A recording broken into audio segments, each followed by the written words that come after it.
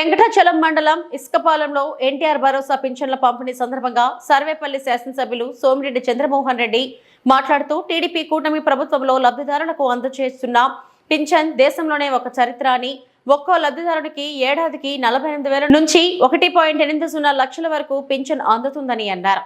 వృద్ధులు వితంతువులకు అందిస్తున్న 4,000ను మొదట ఎన్టీఆర్ 30 రూపాయలతో ప్రారంభించారని, మొదటిసారి సీఎంగా బాధ్యతలు చేపట్టిన సమయంలో 30 రూపాయలని చంద్రబాబు నాయుడు 70కి పెంచారని అన్నారు. లోకేష్ చంద్రబాబు కృషితో రాష్ట్రంలోని యువతకు లక్షలాదిగా ఉద్యోగ అవకాశాలు రాబోతున్నాయని, అమరావతి క్వాంటమ్ వ్యాలీ దేశానికే దిక్సూచిగా నిలవనుందని, రాష్ట్ర సర్వతోముఖాభివృద్ధికి చంద్రబాబు నాయుడు కృషి చేస్తుంటే జగన్ రెడ్డేమో జైళ్ల పరామర్శల పేరుతో కాలం గడుపుతున్నాడని అన్నారు. ఈ కార్యక్రమంలో టీడీపీ నాయకులు, కార్యకర్తలు, అభిమానులు పెద్ద సంఖ్యలో పాల్గొన్నారు.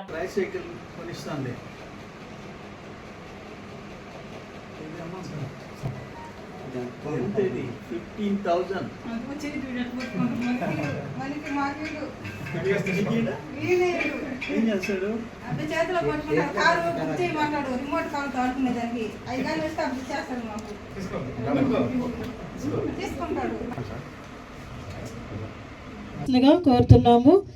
ఇక్కడ స్వాగతం తెలియజేస్తూ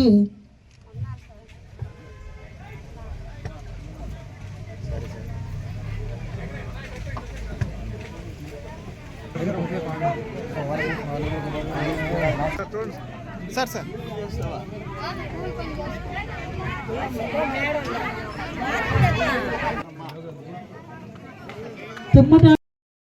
వస్తాను సార్ అక్కడికి, కాకపోతే బ్యాక్గ్రౌండ్ వస్తుంది బాగుంటుంది.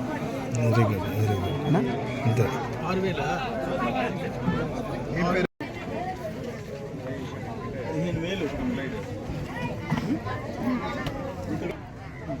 వెనకాల చూస్తే బండి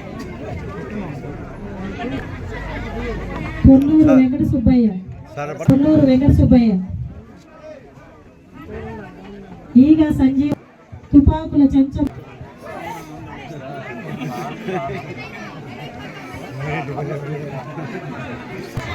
పొన్నూరు పుట్టాలయ్య, రామయ్య, తలారి చిన్నయ్య.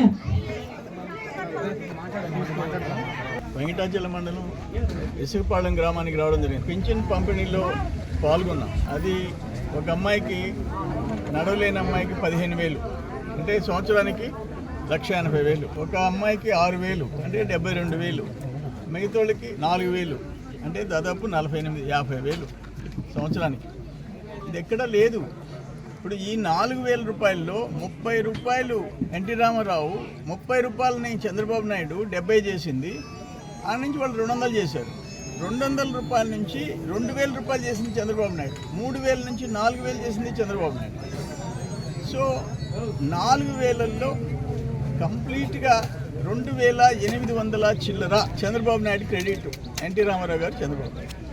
అందరు ముఖ్యమంత్రులు కలిసి, తెలుగుదేశం కాని ముఖ్యమంత్రులు అంతా 1,100 చిల్లర, అంటే ఇంచుమించు 3,000 రూపాయలు ఈరోజు చంద్రబాబు నాయుడు వల్ల ఈ పింఛన్ వస్తుంది నెలకి. ఆయన పెంచినది.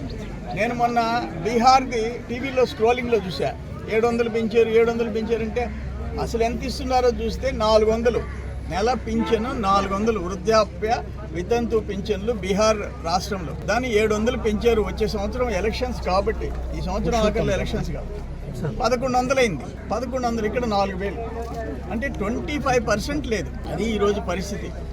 అందుకని 33,000 కోట్లు సంవత్సరానికి.